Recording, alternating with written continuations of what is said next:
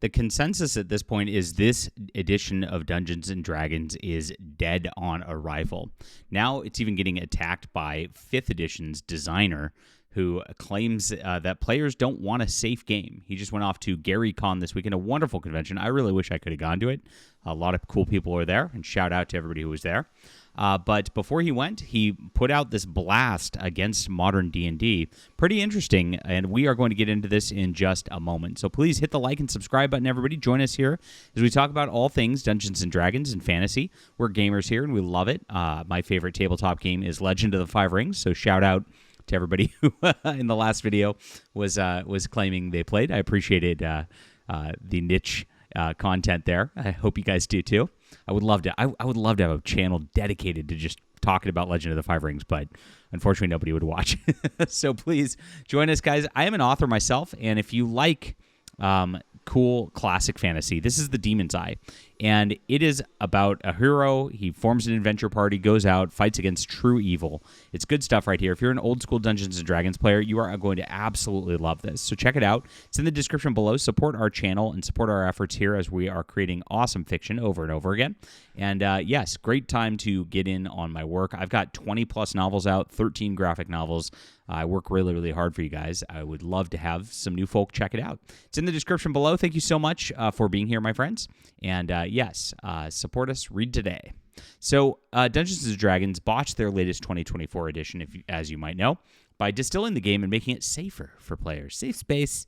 Now, 5th edition designer Mike Earls is pushing back against these changes, saying younger players don't want a safe game. If you don't know the overall scope of what's happening, D&D has been mired in controversy. The designers tried to take anything the left considered offensive out of the game, removing race, replacing the term with species, so players couldn't play half orcs or half elves. They changed all the art design so it featured BIPOC and female characters in all the games here. Really annoying. And then orcs were removed from the monster manual, the most stupid thing of all. More than that, a bunch of gendered monsters got ungendered, so you don't have female hags anymore or female dryads. Oh, that's right. They have it all because, gotta make everything equality, right? And so it's completely terrible. Everything that was beautiful about Dungeons & Dragons is gone now. They also really made this game, and we covered the Project Civil shutting down this week, specifically to be ported to online play so that they could get that going, so that they could have this virtual tabletop thing they could sell modules for, sell different things for. That was really seems to be the onus of what they did with a lot of the changes to the actual gameplay. They streamlined a lot of stuff that made it very, very boring and distilled it. It removed the uniqueness of Dungeons & Dragons from the game in almost every level, from setting content to of course, the actual rules themselves. And they also made it really something boring to where players can't get killed, players can't have problems. Now, this has existed in 5e already, which is kind of ridiculous. I will call this guy out once he talks about this in a second on that level, but it's gotten even worse, really, with this new edition. It really has.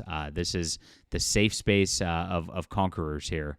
It really is. So the new DM guide features a thing called player safety, which are nothing more than safety blankets for coddling the perpetually offended and afraid. And everyone at the table has to agree with this pandering, where one player can dictate what you can and can't have in your campaign.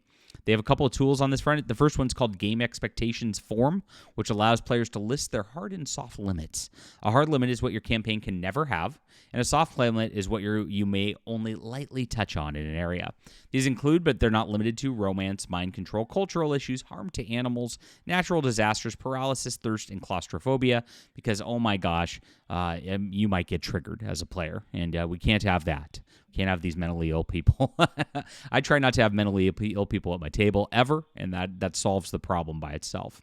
The second tool is listed as an emergency stop signal, which gamers mock. They call it the snowflake tool. A player is encouraged to make an X with his arms. This is a beautiful AI art. I love using this image. I've saved this and use it pretty often in order to stop the campaign. He wants to signal the DM that he's triggered. He wants the game to stop, which at that point, the DM's supposed to suspend the campaign and alter the content for the triggered player. I'm triggered right now. That's right. A little soy latte there. So Mike Merles, who designed 5th edition, and this is where I'll call him out. 5th edition really changed a lot of the mechanics around killing players to where it's almost impossible to kill a player. It really is. Without them just going, oh, no, I'll let the character die. Unless they do that, you are just pretty much out of luck as a DM. It's really, really difficult now. It's been made into something that, is a light version of D&D where there's really not a lot of danger as it is. And so this has happened in 5th E already. 4th edition, honestly, was a little too far on that level even for me because I thought it was silly on that level too. But hey, they made it even safe spacer, and now it's even worse, and that's where it's at. Now I guess the line's too far for Mike Merles on this level. He says, I'm at Gary Con feeling salty. The idea that younger gamers want a safe game, whatever that means, is utterly wrong. Participation trophies are there to make parents feel good about themselves. The kids know it's a show. The meaning of play comes from a sense of risk. We role play because it's a place where we can experience risk, loss, defeat, and without enduring tangible harm. We're wired as humans to role play to learn how to navigate life's twists and turns. This is really good analysis right here, and I agree with it. And I just think that it's silly because 5th edition really took that and stripped that out of the game as it was. Makes it very, very difficult on that level. But you do have, you have to draw a line as a DM between the negative play experience and that, because if you are killing people too wantonly, it's kind of not fun for the game too. There is definitely 100% a balance. I just think 5th edition went a little too far. 4th edition went a little too far into the safe space realms as well. That's why 3.5 really was the perfect edition of D&D. Don't at me on that. It really was. All right. So whether it's dead character or failure in whatever context the session presents, the bigger the threat, the more the meaning play has to us emotionally and spiritually. And this is in novels too. If you don't have a threat that's actually going to potentially do harm to your characters and all that, if it seems too easy for them to come across things and gain solutions, you don't have a lot of drama in a book. And that's why you have to have some good villains. You have to have some good conflict. Same thing. These are both storytelling mediums. If you think about it, a role-playing game is a storytelling medium, and in a fantasy game like Dungeons and Dragons, you are cooperatively storytelling to some regard. You definitely, as a DM, are setting the tone and setting the main plot points and things like that. But the way things get accomplished are really up to the players and up to them, and so they are cooperatively storytelling with you. This is tale as old as time. This is classic fun in every single sense. So you do need that kind of risk, otherwise it doesn't work out. I 100% agree with what he's saying here, like I said. And so removing it from the game turns it into time-wasting slop, and that's really what it is. If you just want to grind some stats and hit points and then get your level progression, there's a lot of very boring MMOs that you could do that with that really don't have any danger and really don't have any issues. A lot of them, of course, you pay to play too, so you can get your upgrade armor and all that for some extra bucks, right? And so this takes the storytelling element out of it. He's right.